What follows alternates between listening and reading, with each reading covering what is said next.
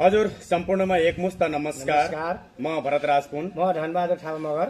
हजुर यति बेला हामी तपरमाझ भोलि आउँदै गरेको वैशाख 12 गते शनिबारका दिनका जानकारी लिएर आएको छौं र भोलि हामी तपरमाझ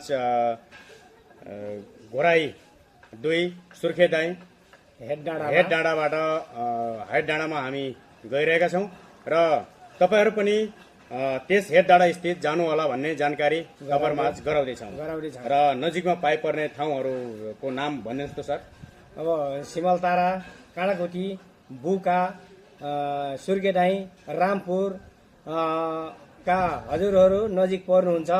हजुरहरु चाहिँ उपस्थित भइदिनु होला।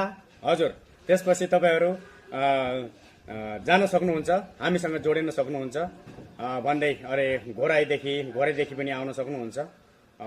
आफ्नो फुर्सद टाइम मिलाएर आउन चाहनु हुने आउन सक्नुहुन्छ, जोडिनु होला भन्न चाहे। हस्त नमस्कार।